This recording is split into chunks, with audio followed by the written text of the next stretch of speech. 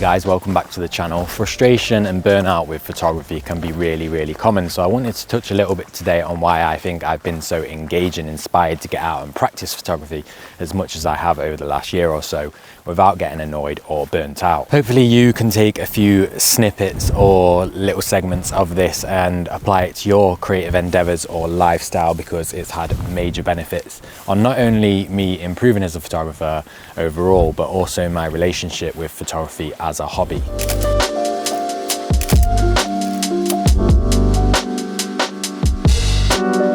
At its core, it's super simple. Over the last year or so, I've been splitting my photography days into two different types of days, and the first one being exactly what today is and what I so uniquely call the experiment day.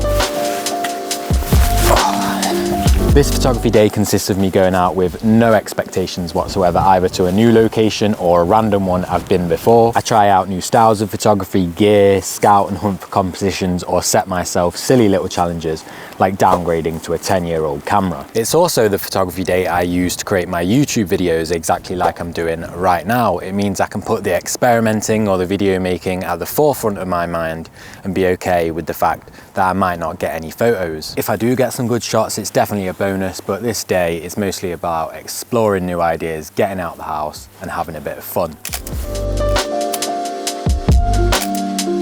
Okay, so surprisingly, I've come around the back here and I've actually found an image that I really like over this fence here. You can see in the background slightly, you've got that cliffy moundy bit.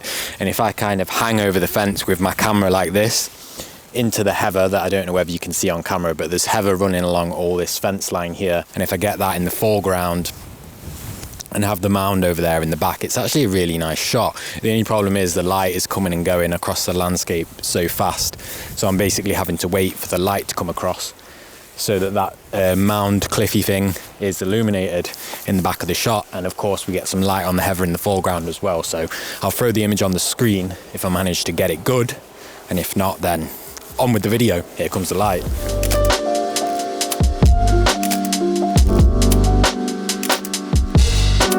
That brings me on to the second type of photography day. That's where all the scouting, messing around and experimenting pays off, because you probably guessed it. The second type of photography day is the serious photography day. This day is calculated and well thought out. I've probably researched the area or have previously scouted it, and most of the time I have a composition or shot pinned in my memory. On this particular day, I've normally planned the spot or the location that I'm shooting on that day based on the season or the conditions, and I go with the full intention of getting a couple of images for my mastered body of work or portfolio. The most vital part of the serious photography day is that while I'm out, I don't focus on filming a video or creating any other kind of creative content.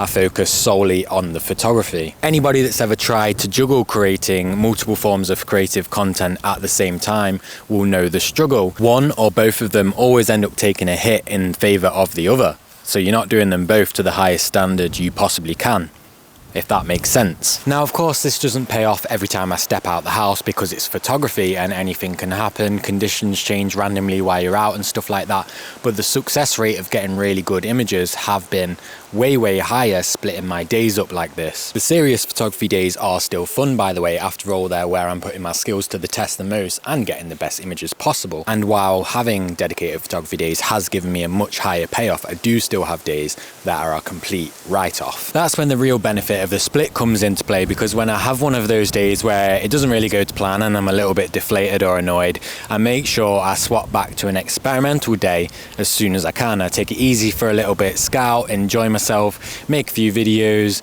mess around and just take it easy. Sometimes each day follows the other, so I'll go, you know, one week I'll be doing a serious day, the next it will be experimental, the next it's serious, and sometimes I'll do a few weeks of just experimenting and a few weeks of solely serious days. Despite me treating the two parts of the hobby as separate, they work together, they complement each other and they uplift each other, and I don't think the two can exist without each other. Prior to splitting my days up like this, I was only ever doing the serious side of photography, that meaning I could be annoyed and go weeks or months without actually picking up my camera because I wasn't doing any fun side of it, even though it's all fun.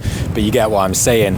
Not only that, my progression and my photography style was at a constant standstill, and I never really knew where I was going with it. Which is when I realised I needed something in between. I needed to turn photography back into a hobby instead of just the process of making sure that I somehow get a good photo. The experiment day, while sounding like it's just messing around, is actually probably more important, because it's the day where I'm actually exploring my photography style and giving myself room to improve and which direction I want to go in. And then I pull little bits from that and bring it over into the serious day, and ultimately that's how I'm getting results I'm happy with. So whichever way you choose to incorporate experimentation and seriousness into your photography or lifestyle, I believe including them both separately somewhere is the key to being a happy photographer. That's it from me, guys. That was a long walk. I'm tired. I'm going home.